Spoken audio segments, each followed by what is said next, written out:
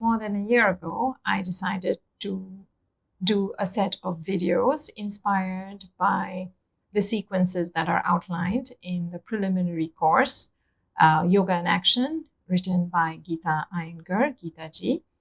And of course, I had my ambitious idea that I would be able to shoot each video every week, and it would be done in 28 weeks. And it is far from reality. It's a bit over 1 year, and I think I finally uploaded week 28. So sorry if that has been an impossible task.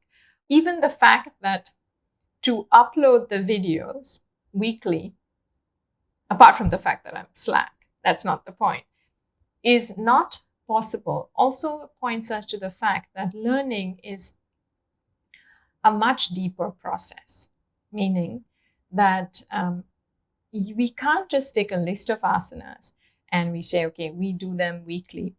Sure, the course is outlined like that to serve as a guidance, but maybe each week needs to be repeated a few weeks till we actually absorb what is going on, and then we go to the next.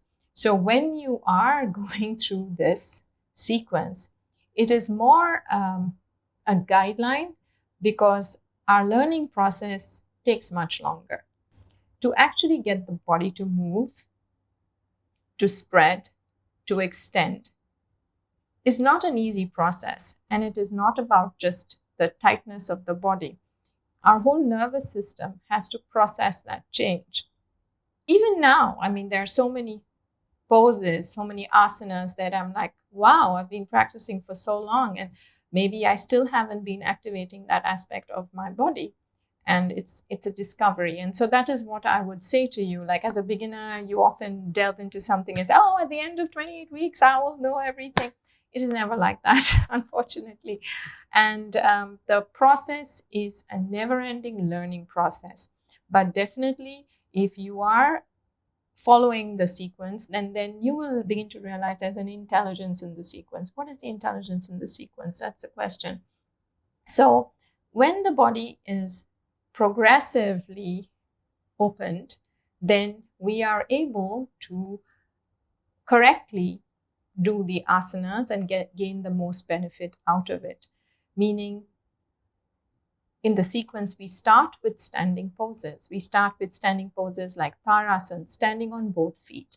Then we learn Vrikshasana, and you might say, hey, immediately go into a balance pose. No, because at that stage, we learn to realize how we might be even not standing evenly. We stand on one foot heavier, or one shoulder collapses. So by working through Vrikshasana, we are learning these poses. At the beginning, we even just learn to extend our body, because in extending our body, we are learning to actually stretch both sides of our spine, which is rarely a movement we do in our daily life.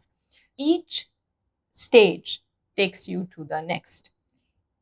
It's because we learn our standing poses, we are learning to stretch, that we can move from standing poses to balancing standing poses. From balancing standing poses, we can move to turning, rotation standing poses, where the torso begins to rotate.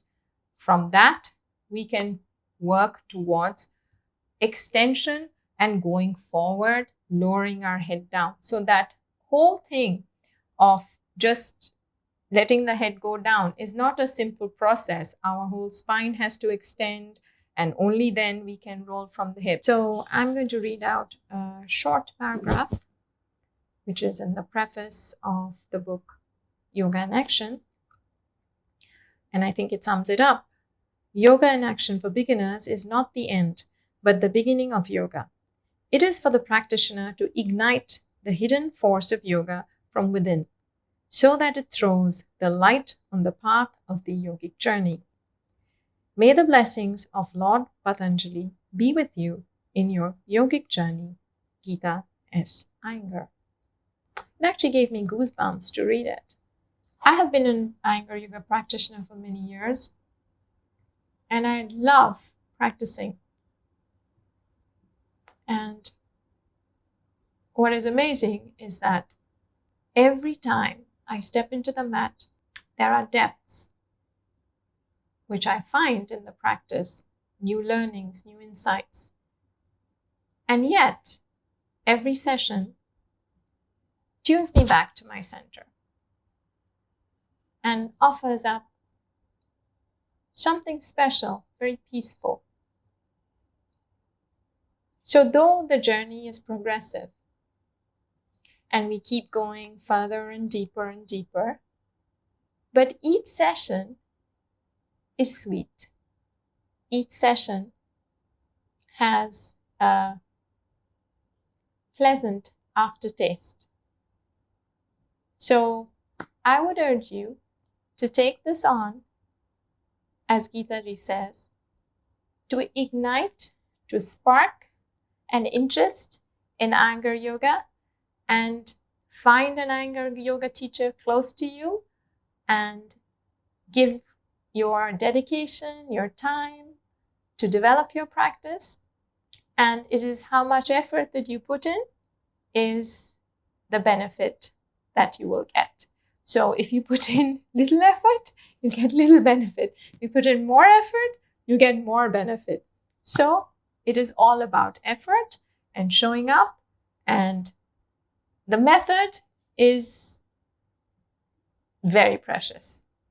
And if you look around, it is definitely one which fulfills the promise of bringing you deeper into yourself and waking up the energy, the life force, which is yoga. So that's the conclusion, the end of the video journey of shooting the sequences of the 28 weeks that Geetaji has outlined in her book, Yoga in Action.